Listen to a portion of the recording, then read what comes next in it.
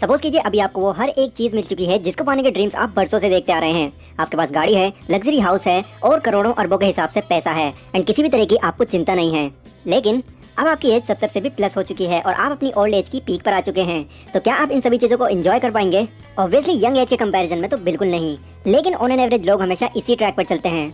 22 से 23 साल की एज तक पढ़ाई, फिर 30 से 35 साल की जॉब और फिर बूढ़े हो जाने पर रिटायरमेंट का इंतजार। अब यहाँ पर अगर आप मिलियनर बन भी गए तो क्या फायदा, आपके वो एंजॉयमेंट वाली एज काफी पीछे जा चुकी होगी।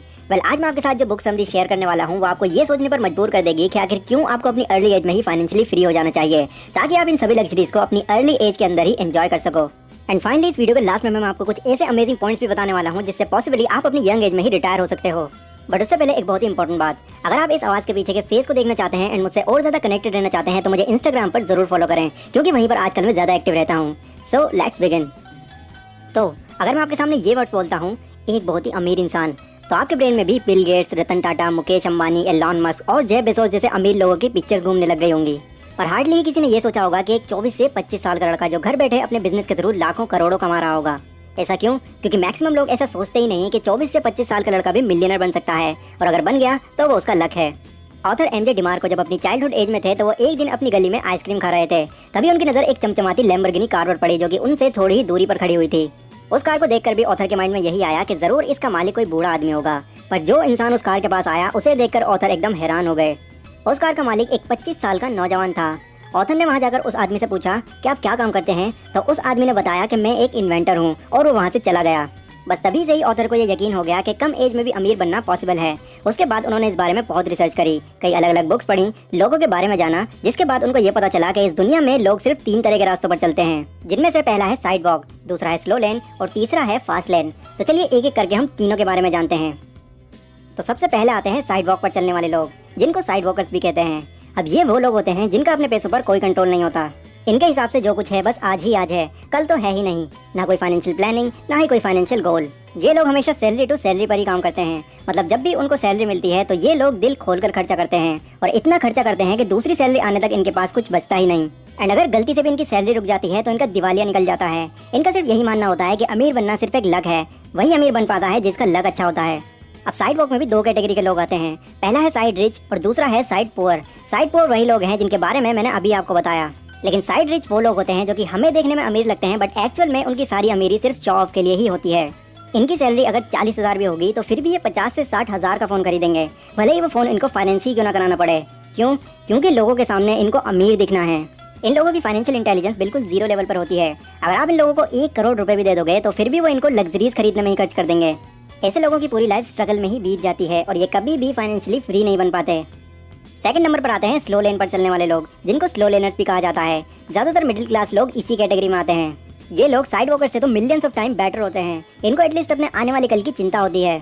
ये लोग जिस जॉब या बिजनेस में काम करते हैं उसमें से कुछ पैसा सेव करके इन्वेस्ट कर देते हैं, ताकि उनको इन फ्यूचर एक स्टेबल और सिक्योर लाइफ मिल सके। और ऑथर के हिसाब से अमीर बनने का ये रास्ता भी नहीं है।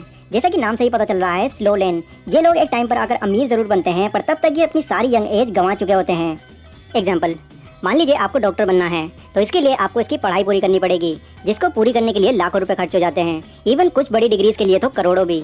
यहाँ पर हम मानकर चलते हैं कि 25 से 30 साल की एज में आपने अपनी पढ़ाई भी पूरी कर ली। अब इतनी एज हो जाने के बाद अगर आप किसी हॉस्पिटल में जॉब करते हैं या फिर आप अपना खुद का क्लिनिक भी खोलते हैं, तो यहाँ पर आप एटलीस्ट 25 से 30 सालों तक तो काम करोगे ही। अब इस वाली एज को भी क्रॉस कर जाने के बाद अगर आप फाइनेंशियली फ्री हो भी जाते हो तो उस वक्त आपकी ये लाइफ एंजॉय करने के लिए एज ही नहीं बचेगी। अब इससे मेरा ये मतलब नहीं है कि आपको एक डॉक्टर बनना ही नहीं है। डॉक्टर बनना लोगों को एक ड्रीम होता है, ताकि वो लाखों लोगों की हेल्प कर पाएं। बट अगर आप ये सोचकर डॉक्टर बनने जा रहे हैं कि डॉक्टर बन जाने के बाद आप बहुत अमीर हो जाएंगे, तो यस, ये वाला एग्जाम्पल आप ही के लिए था। बट अगर आपको अर्ली एज में ही फाइनेंशियली फ्री होना है तो इसके लिए ऑथर हमको तीसरा रास्ता रिकमेंड करते हैं, जो कि है फास्ट लेन का। इस रास्ते पर चलने वाले लोगों को फास्ट लेनर कहा जाता है। इनकी पढ़ाई स्कूल या फिर कॉलेज तक ही सीमित नहीं रहती। ये हर दिन कुछ ना कुछ नया सीखते रहते हैं, अपनी नॉलेज को इम्प्रूव करते रहते हैं, ताकि इस नॉलेज के थ्रू वो एक ऐसा सिस्टम क्रिएट कर सकें जिससे उनको जिंदगी भर कमाना ना पड़े। और इसके लिए वो जितने हो सके एसेट्स क्रिएट करते हैं और एक टाइम पर आकर वो मिलियनर बन ही जाते हैं। वेल, ये सब इतना आसान भी नहीं है। इस प्रोसेस में आपको साइड वॉक और स्लो लेन के मुकाबले ज़्यादा मेहनत लगती है, बहुत सारे सेक्रीफाइसेस करने होते हैं, प्लस यहाँ पर टाइम भी लगता है। बट उतना तो बिल्कुल भी नहीं कि आपको बुढ़ापा देखना पड़ जाए। अब सवाल ये आता है कि फास्ट लेन के रास्ते पर हम आखिर चल कैसे सकते हैं, यानी कि फास्ट लेन के रास्ते पर चलने का तरीका क्या है। तो इसलिए मैं आपके साथ 4 पॉइंट शेयर कर रहा हूँ जो आपको जरूर फॉलो करने चाहिए अगर आप अपनी अर्ली एज में ही मिलियनर बनना चाहते हैं। Point number 1, attack the need. आपको ऐसा सिस्टम या फिर बिजनेस क्रिएट करना होगा जो लोगों की नीड को पूरा करता हो, क्योंकि जितनी ज़्यादा वैल्यू आप लोगों को प्रोवाइड करेंगे, इन फ्यूचर आप उतने ही अमीर बनते चले जाएंगे।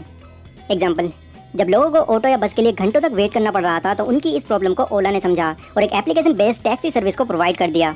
और आज आप जानते ही हैं कि ओला कितनी बड़ी कंपनी बन चुकी है। ठीक इसी तरह होटल्स के लिए परेशान हो रहे लोगों को ओयो ने समझा और चीपेस्ट प्राइस में लोगों को ठहराने का सिस्टम क्रिएट कर दिया। एंड ओयो भी आज बहुत ज़्यादा पॉपुलर हो चुका है। आपको भी ऐसा ही सिस्टम क्रिएट करना होगा जो लोगों की ज़रूरतों को पूरा करता हो। जितने बड़े लेवल पर लोगों की प्रॉब्लम होगी, उसको सॉल्व करने के बाद उतने ही ज़्यादा अमीर आप वहाँ से बनते चले जाएंगे। दूसरा पॉइंट है हाई एंट्री बैरियर बिजनेस। अब इसको कुछ इस तरह समझते हैं कि मान लीजिए आपने एक कपड़े की शॉप खोली, तो आपको क्या लगता है वो खुलते ही फेमस हो जाएगी? बिल्कुल नहीं। आपके जैसे ही हजारों लाखों और लोग भी हैं जो ऑलरेडी इस काम को पहले से करते आ रहे हैं, और ये लोग आपके कॉम्पिटिटर्स हैं। अब अगर आपको अपने कॉम्पिटिटर्स को बीट करना है तो कुछ ऐसी यूनिकनेस अपने प्रोडक्ट में लानी होगी जो बाकी लोग लाने की सोच भी ना सकें, तभी आपका बिजनेस इतने कंपटीशन में भी ग्रो कर पाएगा। थर्ड पॉइंट है स्केलेबिलिटी। आपके पड़ोस वाली किराने की शॉप भले ही कितनी भी बड़ी है, पर उसका मालिक इतना अमीर नहीं होगा जितने अमीर जेफ बेजोस हैं। Reason scalability. आपके एरिया की दुकान सिर्फ एक पर्टिकुलर एरिया को ही कवर कर पा रही है, पर अमेज़न के थ्रू आप पूरे वर्ल्ड में कहीं से भी शॉपिंग कर सकते हैं। ठीक इसी तरह आपके एरिया के बर्गर वाला इतना फेमस नहीं होगा जितनी फेमस मैकडॉनल्ड कंपनी है। बर्गर तो दोनों ही बनाते हैं, बट मैकडॉनल्ड ने अपने आप को स्केल किया हुआ है, जिससे पूरी दुनिया के लोग उस कंपनी को जानते हैं।